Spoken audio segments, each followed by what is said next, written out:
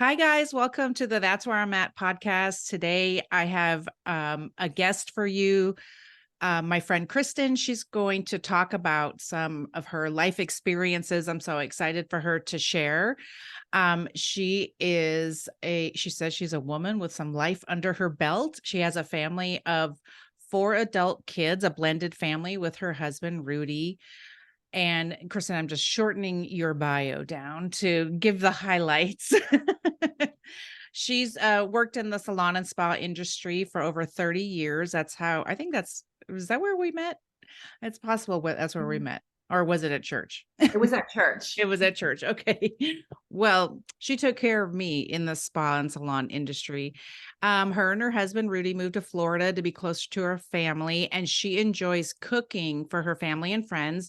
She also has a Facebook group called At Home with Kristin, where she teaches and she shares ways to cook food because that's her passion and the importance of eating clean food. And I know that she has a passion for that. So welcome, Kristin. Hi, welcome. I'm Hi. excited to be here. So glad you're here. So, I mean, it's always funny to me when like, here's the bio, but it's like we're gonna be talking about some serious stuff. We can talk about food if we want to, but That can be another show. that's right. That could be an entire show. Kristen and I were talking about life stuff and just like all the ways, Kristen's been married. You've been married a couple of times. Is that right? Twice, yes. Twice. And Twice. so we were just kind of talking about that kind of thing and what her first marriage was like and kind of what brought her to the place where she's at now. And so, Kristen, let's chat. Sure, sounds good. Tell us your life story. Okay. So where do I begin? So Anywhere you want to. okay, so let's begin at the beginning. I think, Okay. if I talk about my beginning a little bit, I Yeah. think it just kind of touches a little bit about why I made the choices I made as a young Right. adult. So Right. for me, I was born to a teenage mom. Uh, Okay. my father denied me at birth, all the way Oh. up until I finally found him on Facebook in my 40s. Oh my And goodness. it was really interesting because I had throughout my life, there were different phases where I wanted to find him, but I really mentally and physically really wasn't at the right time. So Okay. when I did finally connect with him in my 40s, I was in really a good headspace. So I was really able to nurture that connection with him. And we continue, like we talk and we text and we've met Okay. and so I want to talk about that a little bit. Like how do you feel like you weren't in the right headspace to meet him? Were you so were you bitter or discouraged? all of the above, Laura. Okay. For me, in my 20s, I searched him out. My mom was always great. Like she never hid who he was or what Okay. what happened. Like she was always very honest about the Uh-huh. whole situation, which was great. I loved her transparency and her honesty with me. Yes.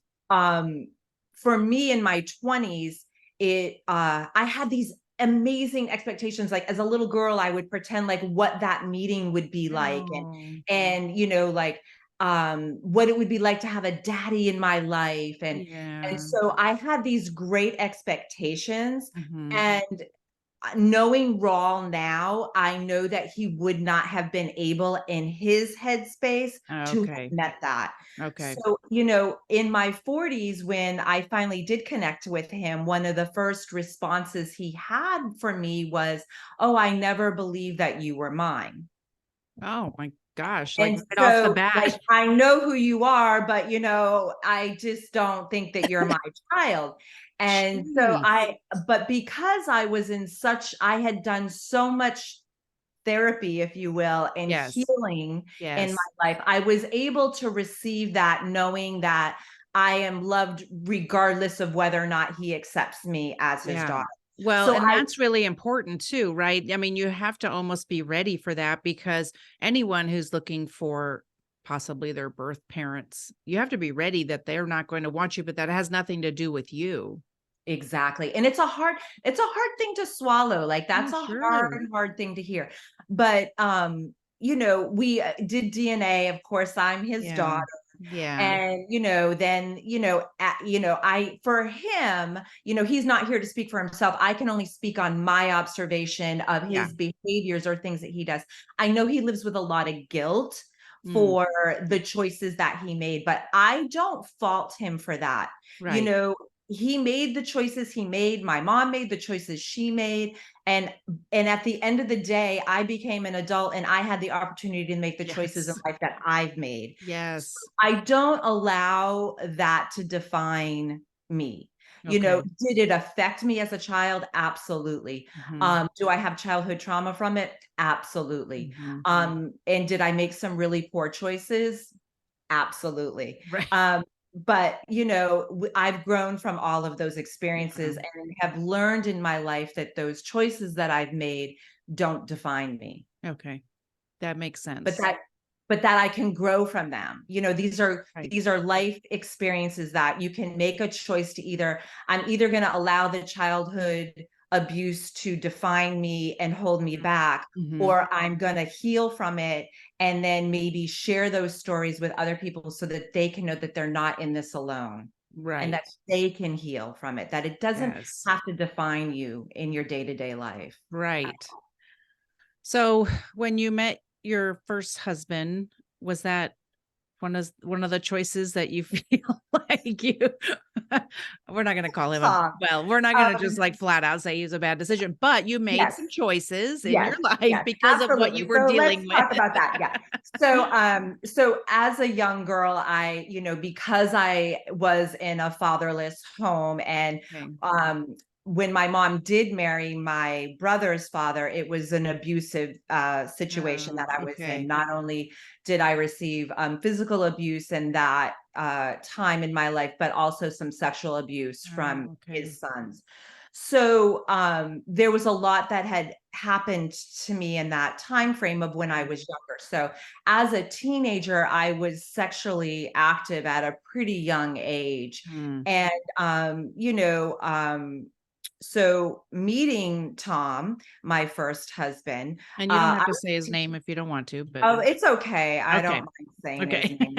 Okay. I don't even mind if he listens to this. Okay. Um, Hey, this is all uh, facts. This is not any yeah, okay. this is my life. That's And right. so for me meeting him, he's 9 years older than me. Okay. And so Tom came into my life and he really played a role of Um, like that father figure, okay. he gave me that protection I never had. He was control, and at the time that was just seemed so like it was Yes. everything I wanted because I was Yes. making some really bad choices. The boyfriend prior to that sold drugs and I was hanging out on the streets and just Yeah. making some really not good choices. So when Tom came in, he seemed like, the greatest thing since sliced bread to me. Right. But as time developed and as I grew up, I realized that I was in a very toxic marriage and Okay. was dealing with a very narcissistic controlling man who was constant would put me down, and a Right. lot of the things that Tom has done was based upon his own childhood traumas and the things that Yes. he experienced. So he's not a bad man, he's a man of his environment, It's and true. he never made the choice to be the change in his life. Right. And it's sad to even see to this day because he still lives um, in a lot of chaos. And a Yeah. lot of it's based upon the choices that he makes because he's never made the choice to be the change. Well, and that's really too bad, but we know that they're not just narcissists aren't just born, they are made and Mhm. and you have to be aware of what is happening. But I don't know. It's all a psychological issue, so I don't even know. I am not a trained professional. I'm just going by what Me I've neither. learned, Me right? neither. And so he seemed like the knight in shining armor to you at that time for sure, being that father Absolutely. figure and everything. Yeah. So then what kinds of signs other than him putting you down did you ignore? How long were you guys together? We were together a total of 14 years. Okay. We were together 7 years before we actually got married, and we Okay. finally got married and had a ridiculously big wedding.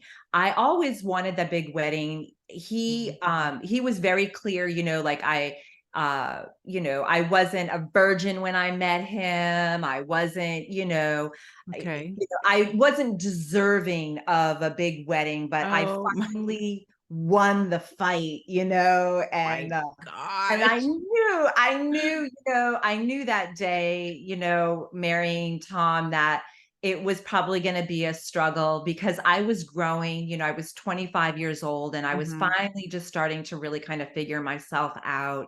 Yeah. And I knew that it was probably going to be a struggle, but the invitations were out, dress was bought, money was spent, and I Right. just thought, well, I've already been with him 7 years. I think I can do this.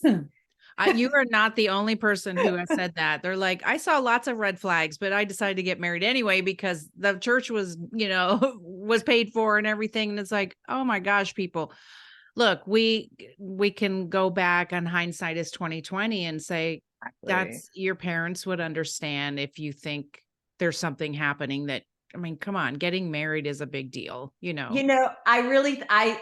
funny because my grandpa walked me down the aisle, and I'll never forget. He just kept looking at me there. He's like, "You sure this is what you want, Kristin? Are you Oh, sure this is where you want to be?" And I'm like, "Yes, Grandpa, I'm sure." oh, And down the aisle we went. But I think my grandfather even knew. I think my whole family knew. But I yeah, think they just were like, well, Tom's been around for 7 years, and this seems to be who she's picking, and we'll go right. with, and they did.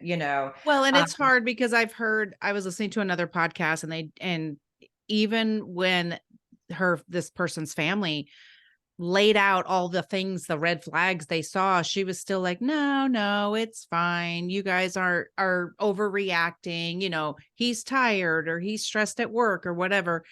And, and I know, like, you and I have talked and you said, yeah, I saw some red flags with your marriage. And it's like, I wasn't in a place, just like you weren't in a place, right, to hear it at all. Absolutely, We hear it absolutely. when we're ready to hear it. And that's why for me, it took 33 years, but it took 32 years before I was like, wait, I think there was something wrong here. And that's okay because that's the person I am. I was always forgiving and all that. And so Right. we weren't ready to hear the red flag. No, no. And everything has a time. And Yeah. there's no right or wrong to that, Laura. It could be, Right. some women might be like, hey, it took me 40, 50 years, 60 Right. years Yeah. before I realized what I was in, and it was no longer going to work Yeah. for me. I just don't think that there's a wrong or right. I just feel that we Hmm. reached that point in our life. And for me, I reached a point where I was Yes.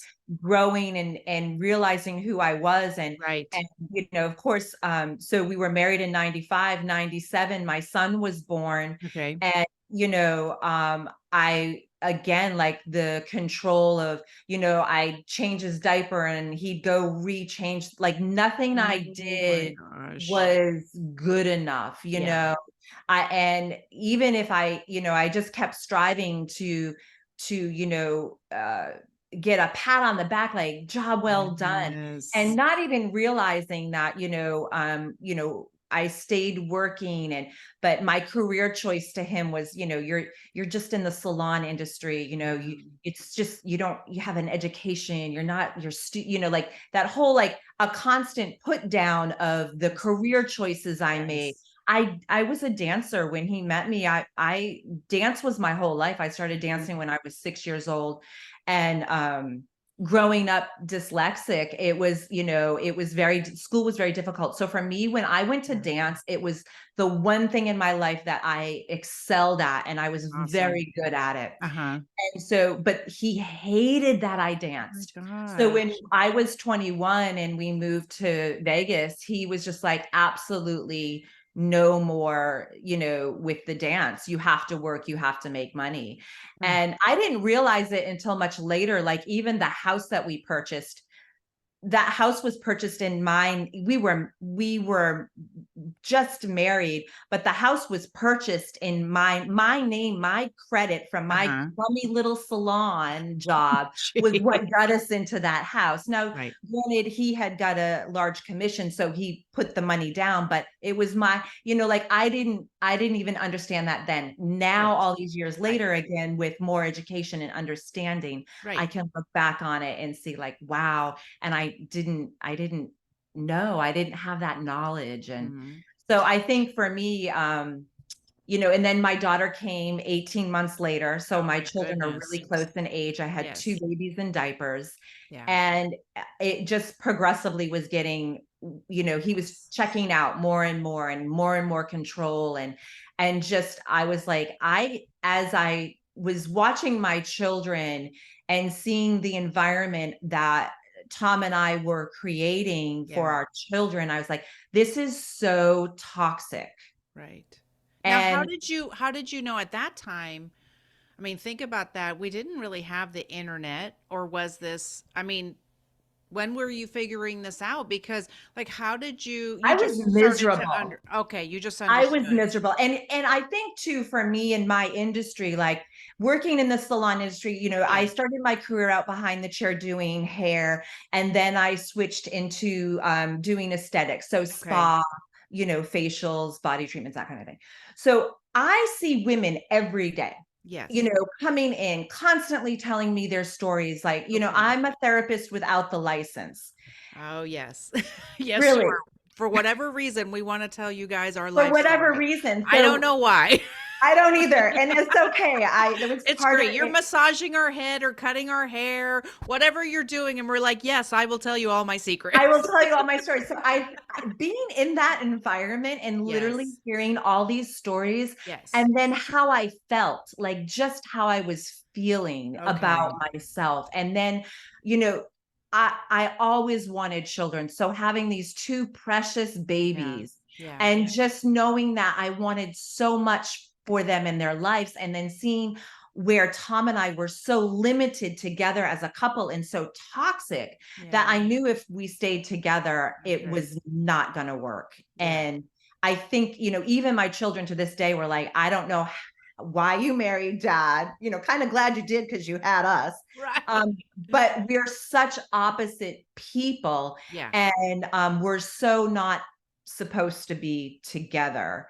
And Well, because, opposites, well, they attract for a reason, but if you use it as a compliment to each other, right? Where yes, where you are weak, he is strong, something like that. But I which I always have that felt in that my current marriage. Like there's areas yes. where my husband Rudy is so strong and he's so willing to like nurture that. Or if he sees an area where I am weak, Yeah. he's willing to like not cut me down for it, but to Right. build me up. So yes, like Yeah. that's what a healthy relationship looks like, you know. Yeah, and And I'm praying for that. I would like that in my next marriage. That's what I would like. yeah, it's funny, Laura, it didn't come quick for me. I Yeah. was 11 years divorced. Okay. I left Tom in 2000. Uh-huh. Divorce was completed 2001. Mhm. My children were, 3 and 4 years old. They were Okay. little. Yeah. So, and then I stepped into the single mom role, but still dealt with a lot of my own insecurities of Mhm. being independent and being on my own and what that looked like, and dependent on Tom for things I probably should have let go of and just had Right. enough courage in myself, but I didn't. And so Right. it really took a long time, even after Tom and I were divorced, for Mhm. me to reach a point where I was like, this man does not control my narrative Right. Right. at And all. that's the thing is, I mean, we can shoulda, coulda, woulda our life, okay? I know for me looking back on some of the things I let him do as far as like I didn't control whatever situation, right? And like you were just saying, but sometimes I remember thinking back going, well, maybe if I let him do it his way, he'll like me or he'll be nice to me or whatever, right? You kind of want to, I wanted to do it to not cause a problem, just be Absolutely. agreeable, and he would always say Mhm. how I was not agreeable. And I'm like, I don't know how much more agreeable I can Agreeable be. I can be, I mean, right, it was right. like, I was like, sometimes I don't even talk and you just say whatever you want to say. And I go, uh-huh, yes. You know what I mean? Like, what else Yeah. do you want from What me? else could there be? And there isn't anything else. Like, literally, No. you could have been absolute perfection, but there still would have been fault in that perfection. Oh no, for sure. And so I don't want women to feel like that they are doing something wrong as far as like, they don't, whatever it is, we can't shoulda, coulda, woulda. We can't beat ourselves up about the things we did in the past because we saw it when we saw it. We did what we needed to do, I feel, to survive at that time. Even though at that time I don't know that I would have used the word survival, but I do now because I think Mhm. I think back to it. If it was going to be an issue, I just didn't worry about it. And it's over dumb things. It can be over anything. But like you were saying, once you left and once I left, I'm like, I actually have a brain and can actually do things. And let me tell you, I have friends who have gotten divorced and they're like, I didn't know how to even write a check or whatever it is. I mean, we don't write checks right now. Who knows how to write a check? But I didn't know how to do, I didn't know how to open a bank account or whatever. And it's like, thank God for the internet that Right? we can Google something and go, how do I open a bank account? Things like that, or to talk to friends who are, who have been through this and say, you can do it. Because I had some people going like, oh, I wasn't sure how you were going to fare by yourself. And I was like, yeah, I know, because that's how he made me look. When I actually Mhm. was the one who was running behind the scenes, really, even though Right. even though I was being agreeable, I was running it behind the scenes. If anyone should have been worried about anybody, it should have been worried about him. Right, exactly, exactly. So when he was even not harassing, but whatever, bothering you after. Controlling the situation, the narrative of, like, Yes. we did the divorce without lawyers, I Yeah. didn't ask him for any kind of child support, like, Okay. I was in such a headspace, like, I just wanted out, and for Me me, too. Yeah. I just wanted I didn't wanna fight. I didn't Yeah. have any more fight Yeah. left in me. Yeah. So I know that my family really was like, "I can't believe she's not asking for child support. I can't believe," like, some of the choices that I made. But I really knew Tom, and the other thing I really wanted was I didn't want that relationship with his children to be severed. I Okay. didn't want, um I didn't want them to not have a father because I didn't have a father. So, Okay. part of me, and that those scars, those wounds that live Yeah. inside of me Yeah. was, I don't want my children to ever feel like I did. I Okay. don't want Tom to get so mad at me that he abandons me and Okay. his children and is no longer in their life. I So I see. really was agreeable to a lot of things that probably most women would not have been agreeable to. So you were And working a little bit out of fear, but you had good reason from mhm, your past experiences. yeah. So let me ask I you. mean, in the moment, Laura, I Yeah. didn't know that that's what it was rooted in. Okay. I do Okay. now. You do now. In Okay. the moment, I was literally just in a complete, like, you know, Yes. and I would, just, maybe say to my family, well, I know how Tom operates. I'm not trying to rock the boat. He'll give Okay. me money when he has it. And, he Oh. would give me money, but oh my gosh, the hoops and that I'd have to Yes. jump through in Yes. order to get the help was sometimes was just, it was crazy. It was Yeah. crazy town. Oh, I'm sure. And, but I really did it because in my mind, I thought, I just don't want my children to lose that relationship with their father. Like, it And was really, really important to me. And the crazy thing is I look back now and I think, well, what if I had done it differently? And right. because my children had, even though their dad was in their life, and Tom did the best he could. And if there's any two Right. people in this world that that man loves, it's his children. And, Okay. That's what I you was going to know, ask. but did they need therapy? Yeah. Okay.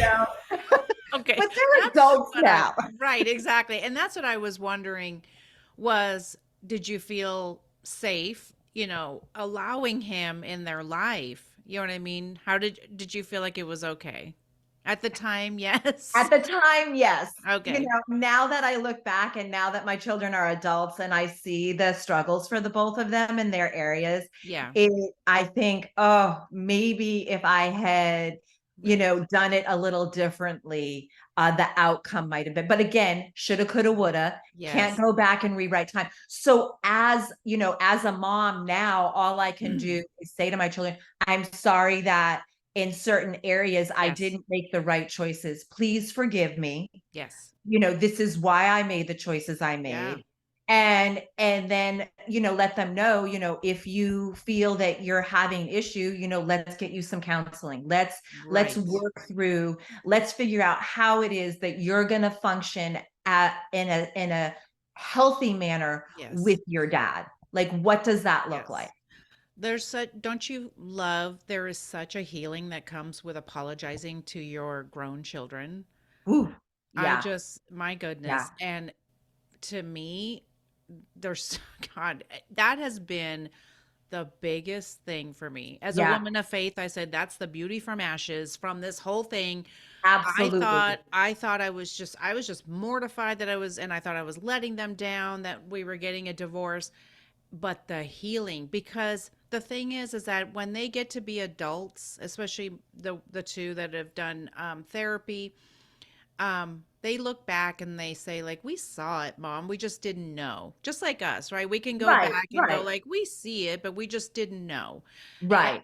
but hindsight is 2020. And so I just always say, live and learn, and we won't do it again. Mhm.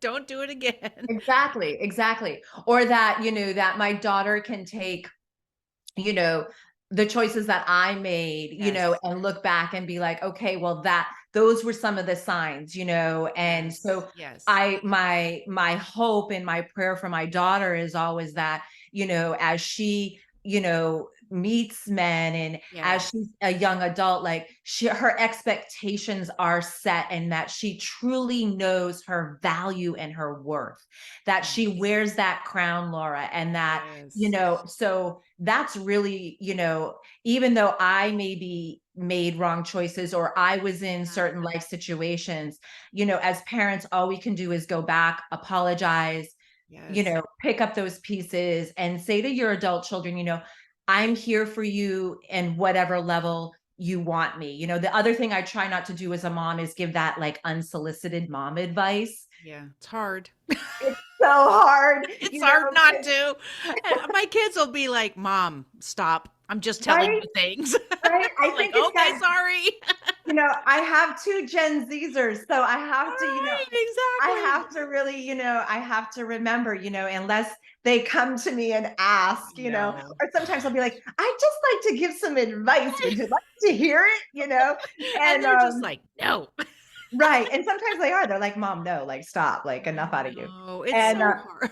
it is hard, but, I really learned that, that creates, that they know it's there, so Yes. when they do come to me, I'm always like, Yes. "Yes," I know, and, it's a blessing. I'm yeah, telling you. yeah, Well, and that's the thing too, is that, and then also you're an example now because of how you've changed your life, right? right. So in the past, what were some ways that you abandoned yourself? I think we've touched on some of them, but what stands out to you? I mean, I guess for me, I allowed certain things or whatever, and maybe we've touched on some of those, but what are some things that stand out to you that you think, that's not something I'm doing today? I think for me is just and it's still a process, not, striving to be perfect in everything, like being comfortable saying no Hmm. to people and family when I can't do things. Yeah. Um, Being able to know that if I say no, to a certain Yeah. situation, that, it's okay, Right. and setting setting that bar or those boundaries or healthy boundaries Yes. with, people that are still in my life. And I'll use Tom as an example, Right.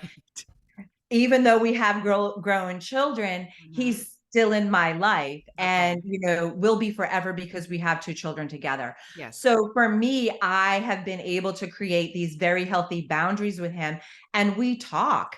When I come to Vegas, I'm able to stay at the Vegas house, and he's in Wow. his room and I'm in my room. That is And amazing. whoever thought that that would That come? is. But I've created these healthy boundaries with him, and Yes. he can't cross them. And when he does, like, we have little things that we might say to him, like, I'm going to share my daughter's little thing that she uses with her dad, because I think it's the cutest. And Okay. so with her dad, when she's just like, when he's becoming too much, she'll look at him and she'll say, "Dad, the cup is full." The cup is full. She's at her limit? She's at her limit. She's done. And she means it. And Okay. so when he hears that, he knows that he needs to turn around and walk away, you Okay. know? And so, I think because she's a young adult, she's not under Yes. his control. Yes. I'm certainly haven't been under his control for a No. long time. So we're able to, and knowing why he makes the choices he makes and says the things he Right. says, we're able to effectively deal with him. Right. Yes. Well, and tell me, did you deal with codependency and people pleasing early on? I know I did. Yes. So codependency. Woo. I think if you look up codependency, I think my picture might be there, Laura. I think Do I'm the you person. still feel like you're doing that? Sometimes I catch myself, and Yeah. it's so deeply rooted in me to be Yeah. codependent.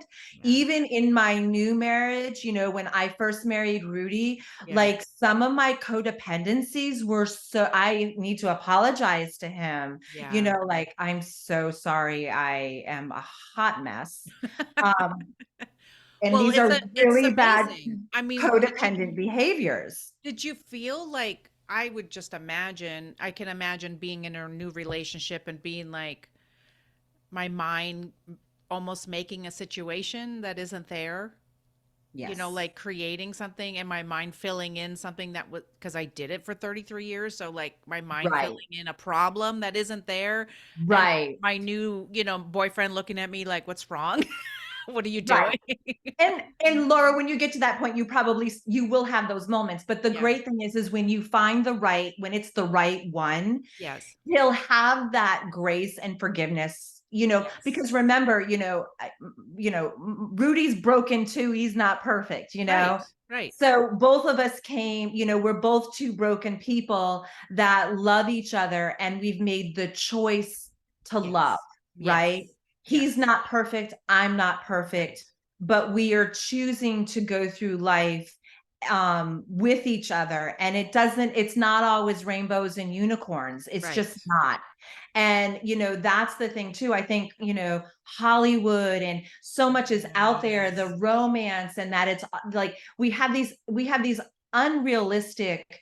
um Expectations, really. expectations of what a marriage looks like. Yeah. And it's marriage is not easy. It's hard. And Mhm. but when you're in it with the right one, Mhm. you're willing to go through it, and it Yeah. looks different. Right.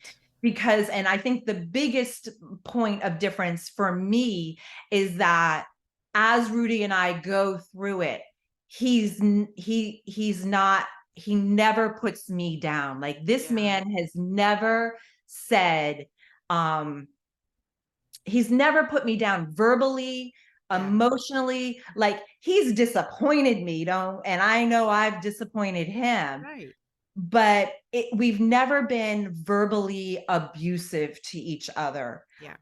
which for me was huge, because I spent so many years with somebody who, Tom wasn't physically abusive, but the verbal Right. um manipulation was ginormous, Right. And that's you what know? people don't understand about emotional abuse is we may not have visible scars, but there are scars nonetheless, that we have to heal from. And there's not scars we have to put a salve on, but we have to Right. we have to do something to heal it. So yeah, it's good to hear that, because it's not all sunshine and roses, that is for sure. And we No. have to we have to remember that.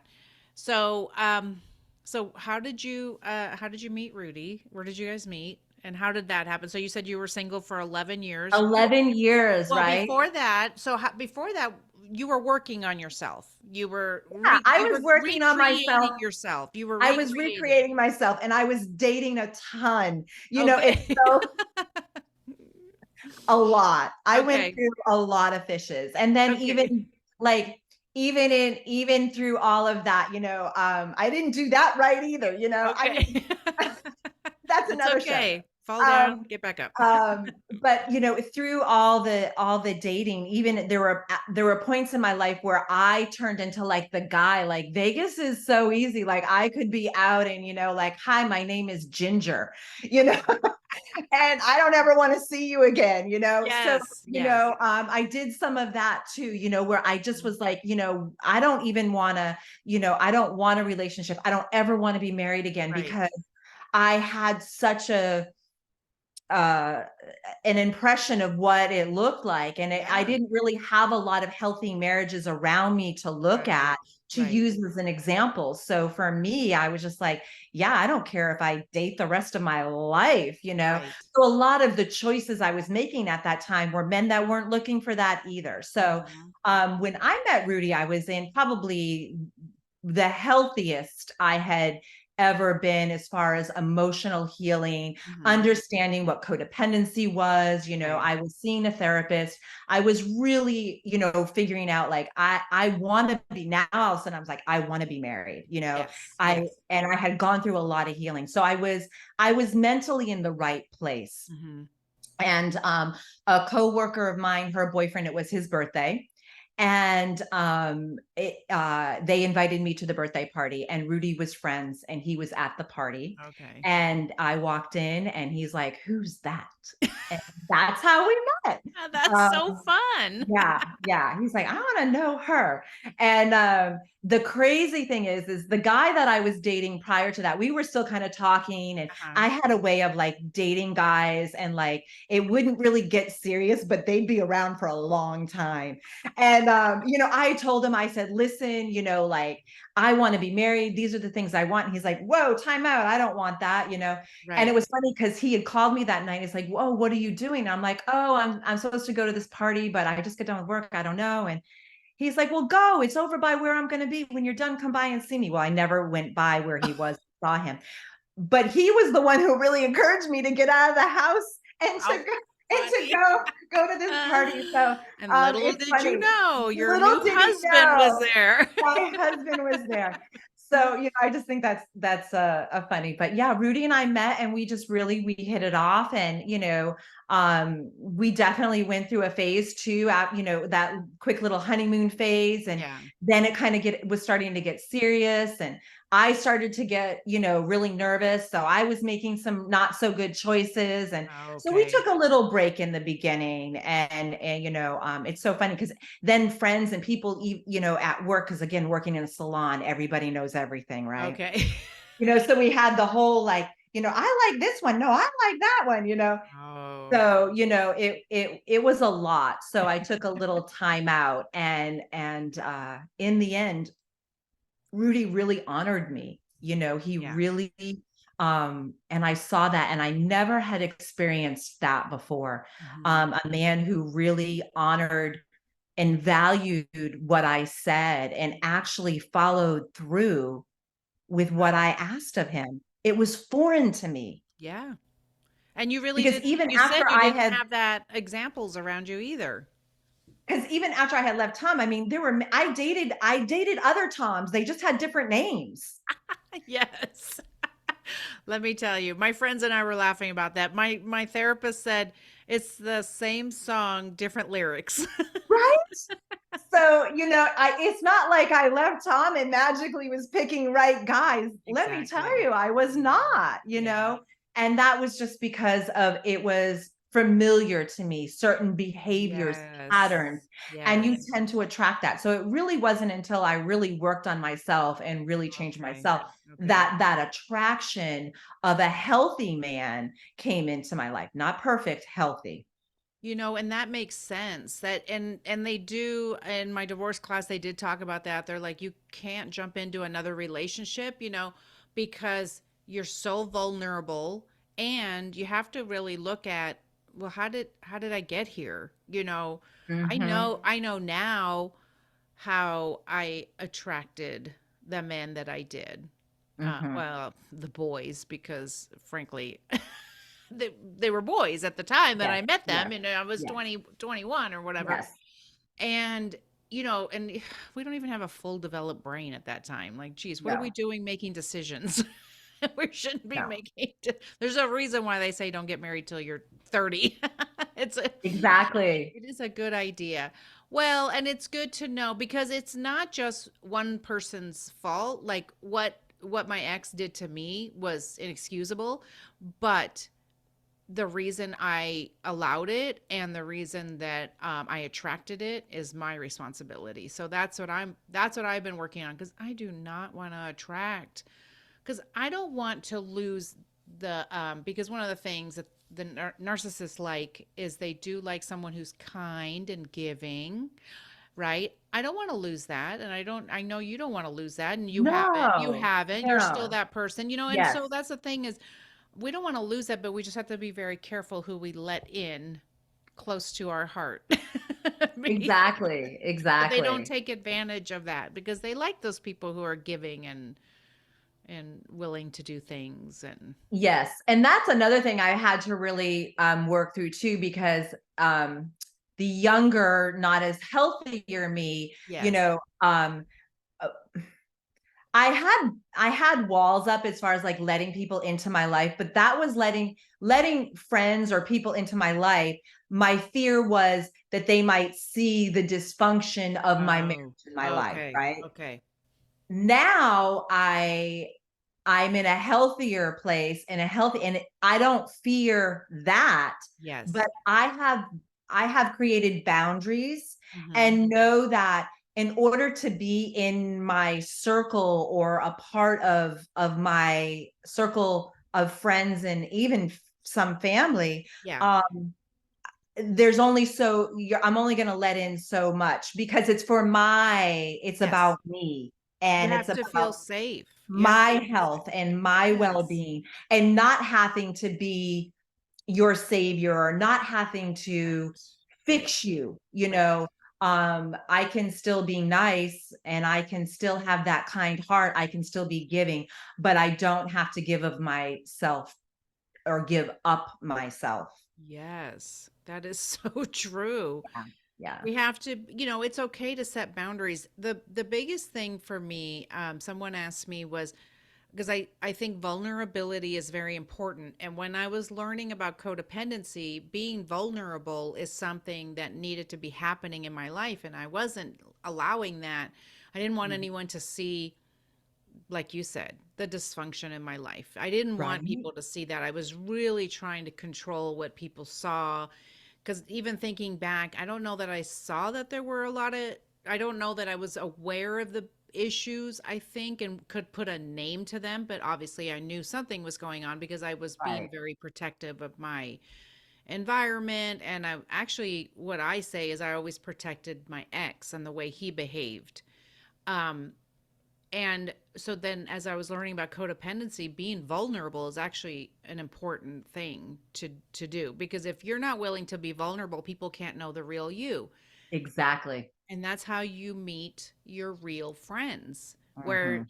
so someone asked me, "Well, how do you do that?" And I said, "Well, I'll tell you what I did. What I did was, and this is something people can use, is when you're talking about things, you kind of test the waters. Let me know if you do this. You test the waters and you know how you just know certain people, you just connect with them and so maybe you'll share something that's a Yes. little more intimate or maybe an issue, yeah, a little more intimate. And that doesn't have to be sexual, but just a little more Right. intimate, a peek into your life, and they respond with love and care. Right. They don't respond with like nothing, which is a sign that they don't want to talk about it, or oh, okay, like that. So Right. you have to listen for the answer. We do not have to overshare, but No. you will find your people by testing the waters that way. Yeah. And that's what I did. And the people who were like, tell me more. I'm so sorry that happened. I want to hear about that. Those people I know. And the people who even said to me when I was struggling, if you need to talk, let's talk. And they were serious. Like they wanted to hear, Yes. they wanted Yeah. to be there for the dirty, down and dirty stuff. Right. Yeah, and it, it's interesting too because for me, I only have a handful Yeah. of women Yes. that I would share um things in my life with because they really listen and they Yes. don't turn around and repeat and they Oh, don't come yes. at Oh, me with judgment oh because my gosh. that's like That's important. and I don't know why women men probably do it too, but we don't Just tend to going with call us. Yes. right. um you know to when somebody's being vulnerable with you or they're sharing a Yes. part of what is in them, it's so important to keep that space Yes. safe. Yes. And I definitely only have a couple of people that I really will be that transparent with. I can Yes. talk about my things in my life with just about anyone, and I think that's 30 plus years in the industry I was Right. in. I've seen and heard so much, so it was very easy if I had a client and all of a sudden she's opening up about childhood abuse or traumas, Right. to ease her, I would say, you know what? I've been through that too. Yes. Yes. I didn't have to go into detail, but all of a sudden it changed that dynamic. That Yes. person became very relaxed, like, you did it? You too? You Yes. know? So, but to really have those people, those key people in your life that are your safe people is so Yes. important. Yes. And, But it, I think you're right about the people who will not turn around and repeat it. I yeah. don't know how many times. Look, this is when I was learning. I remember this early on, maybe in my 30s, sharing something and then hearing about it from someone else. Oh, I heard this about you. And I would be like, oh. And then I literally in my brain I would go, okay, that person I told was not safe. Exactly. And then this person who just repeated it to me is not safe. Not safe. And let me tell you, young women, if you're listening, there's a reason why our circle is very small. Hmm. The older you get, the smaller your circle The is. smaller your circle gets. Yeah. And you know what? It's very satisfying Yeah, it is. because it is satisfying. It's okay that your circle is very small. When I do fun things, I might have my fun friends. And when I have, Mhm. those certain people, it's great to be able to have friends who will do a little bit of everything with you. And they will be like, how are you really doing? Right. Not just let's go out and have fun, but how are you really doing? Yes, Those friends, absolutely. listen for those friends Yeah. and then Yeah. listen to see if they gossip about you. And then also remember if they're gossiping to you, they will gossip about you. So Absolutely. be very careful Absolutely. with that. That's a Be little very trick. careful with that one. That's a little trick from us 50 Yes. somethings. Yeah. We've been around the block a few times. We've been around the block. We will tell you. So, I want to ask you real quick because I think this is important. Where did food play a role in your healing? Because I think it's important. The way you are as a person, Kristen, you guys got to know Kristen. And you guys have to, I want you guys to go join her group because you don't have to cook a thing. I just love watching I'm like, that looks really good. I may or may not cook that, or I might go to the restaurant and go buy it. but Right. but there's something about the nurturing and that you use with food and why you're so passionate about it. Tell me about that. Yeah. So, real quick, as a little girl, my mom found a babysitter. Her name was Claudia. and she was Italian, and I just loved being in the kitchen with her. Yeah. My mom, I love her, but cooking was not her thing. Okay. My mom makes amazing quilts. She can bake, but when I was a little girl, she didn't have time to bake. She was a Okay. single mommy, and so everything we ate came out of boxes, Mhm. rice-a-ronies and all that Yeah. stuff. So Claudia, just I can remember her asking me once, like, "What do you like to eat?" And I said macaroni and cheese, and I meant the kind that comes in the box. Of course. And Claudia made me this Italian baked macaroni and cheese, and Oh she my put it in front of me, and I was like, gosh. "What's this?" And she's like, "It's macaroni and cheese."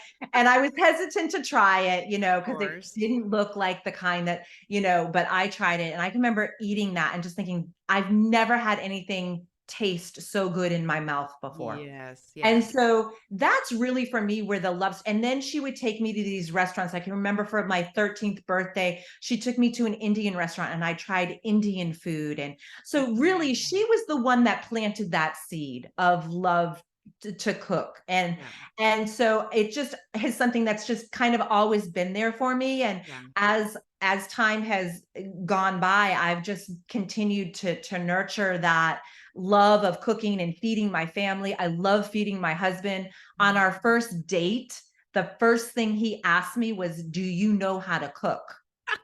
Like literally, that was like one of his first questions, How was this not a red flag? But now we know right? it's not. Um, You're like, "Wait for a some second." women, that might have been a giant red flag to get up Right. and run. You're like, But for "Excuse me, me?" I was like, "Yeah, Rudy, I can cook." And You're like, so "I can cook." I can cook. And I can. And Yeah, I love for me, it's the gathering at the table, when you yeah, get your family together and you sit down and you enjoy that food. yeah, And to me, food is served all over the world. And so I really, not growing up with my father in my life, and yeah, he was born in Brazil, he's Brazilian. And so having that that was my way of connecting to that culture without knowing okay, my father. So okay, learning about Brazilian food and how to cook it, and then once I got my DNA done, I'm yeah. 20% Jewish. So then I needed to like go down Learn that that road and stuff. learn. So like to me, you can learn about culture through their food. Yes. And I think that's where it comes, that love of cooking. And then also too for me, just looking at eating clean, organically, and getting back to, making your butter yourself and making your own mayonnaise. And Yeah. it's kind of easy to do, especially nowadays. Like you don't have to turn the butter by hand. If you get a Cuisinart, you can make it like that, Right, you know, right, um, exactly. without any of the preservatives in it. So I'm passionate Right. about, us as Americans really looking at how we've kind of messed up the food, Yeah, and getting back to just the simpler things in life yeah, too, and also, just letting younger women know that, if you grow up and you're in your 20s and you want to be married and you want to stay at home and you want to yeah, garden and cook and be at home and be a homemaker, there's nothing wrong with that. I right. think society has really put a huge strain on women to Yeah. wear so many hats that you don't necessarily need to Mhm. to wear. Right. And we don't have to I mean, when I was at home, I stayed at home for like 7 years and I didn't cook everything. I did some stuff out of a box, whatever. But now I'm looking back and I'm like, I didn't get a lot of uh pats on the back for anything I made. So things are coming to me that way. But I did grow up in a house where we did learn to cook, and now my kids cook.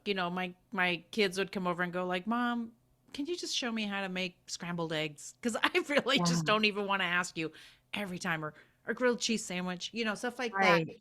And when I finally learned how to really cook, I so enjoyed it. It's a bummer to me right now that I only cooking for one. I can't wait to have my own place where I can cook for And everybody. you will, that will I happen. know. It will, it I will. know. I know. I would try to cook for my brother and he's like, "No, I'm good." He likes food a certain way, and I'm like, okay, I'm fine. Yeah. So every once in a while, I'll cook something that he'll eat, but he doesn't want to.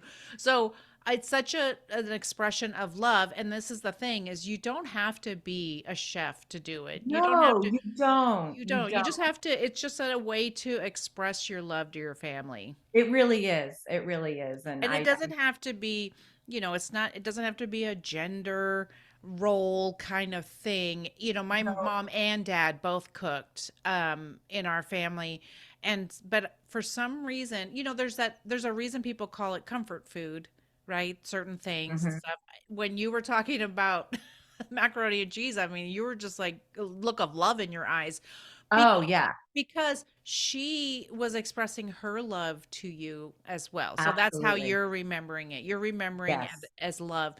And that's the point I always wanted to get across. Even if it wasn't the fanciest dinner, we all sat at the table and those kinds of things. Life gets busy, but those are the things that I always enjoyed. And Absolutely. there's simple things that you can do for that. So you guys will have to check out her group if you want some amazing recipes, because there's some stuff in there that it's like so true. We can eat so clean and it looks good. And it is Yeah. good. I know. It is good, and it's easy to do. It is good. You just gotta get in there and do it. That's right. Was there anything today that we didn't talk about that you want to talk about, or did we cover? Not that I can think of at this time. I think we touched on a lot of things, you Yeah. know. I definitely have more that I can share, so, you know, if Well, you maybe ever want me we back, might have to do another episode then. we might, Might have to do another episode. So, yeah, yeah. I think for me, I think one of my biggest passions is, speaking to younger women, oh yes. just I hope that younger women listen to this podcast because you reach your 50s and Yes.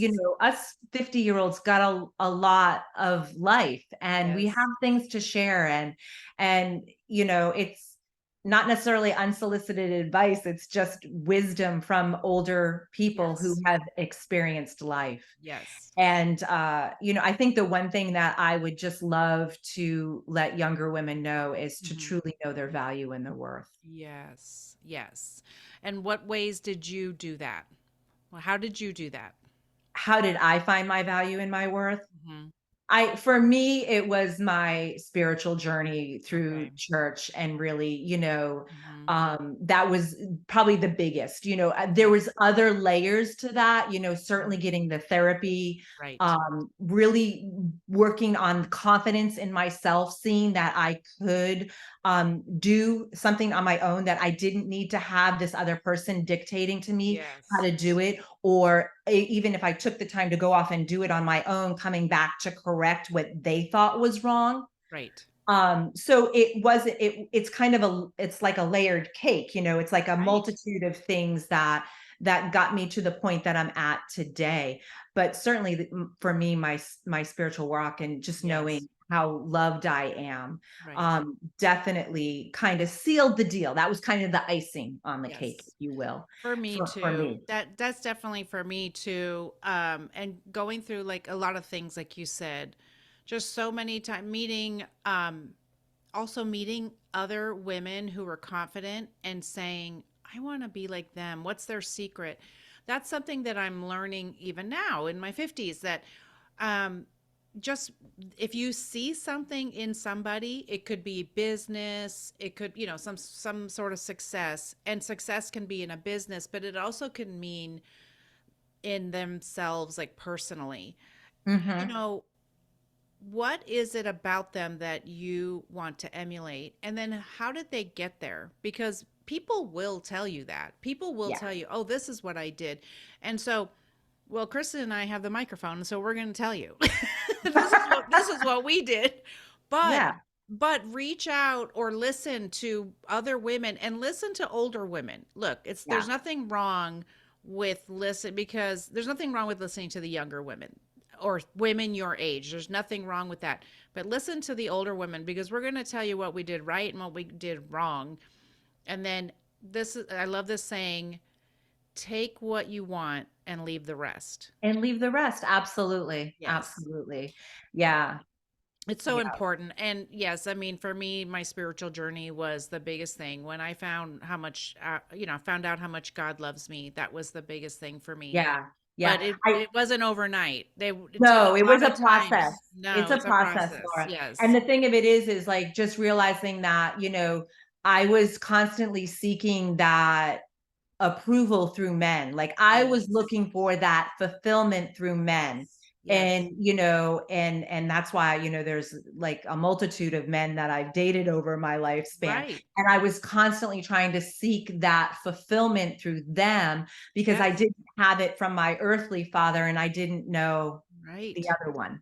you know Exactly. Exactly. so once I, developed that relationship and was filled, Mhm. and had that, I was like, wow, and then that's when Rudy came into my life, and I Yes. had a different perspective on like what I needed in a relationship and what I was looking for Right. in a man. And then even bring it to when I found my dad on Facebook and reached Mhm. out to him, and his initial response, and being able to handle that Yes. in a way where it didn't break me, Right. but I was able to reach back to him and to comfort him and make him feel safe enough to continue that Amazing. interaction. Yeah. Amazing. That's such a, yeah, it is such a layered journey. It It really is. is. It is. And if we're not dead, we're not done. We can keep going. We can Right, and keep there's more, learning and yeah, I mean, growing. I'm still here, so there's more to learn, That's life is right. a journey of constantly learning and growing, you Yes. know, so I'm always ready to learn, and I'm never at that point of perfection, but just Mhm. always striving to learn more and to look at things in a different way, and to adventure into new arenas and step Yes. outside my comfort zone. That that's is that's a for that's a sure. tough one for me. Well, yeah. I mean, this new podcast has been, I'm like, what? I didn't know I was going to be doing this at 56, but you know what? This is what we're doing because this is where life is. It's not just life isn't just one journey. You can reinvent yourself, and that's a Mhm. thing that happens. You don't like what's happening, change the narrative and Exactly. it's yours to do that. So, well, thank you so much for being here. My gosh, that was really good information. And I know a lot of people are going to Oh, you're resonate with your welcome. story. I'm so glad you were here. So if Kristen's story resonated with you, will you go over to our social media and comment on her post? I will have a post for her and let me know if it resonated with you. And we will have all her information in the show notes. Thank you so much for being here, Kristen. And we'll talk to you You're guys next welcome. time. Thank All you, right. Laura. Bye. Bye.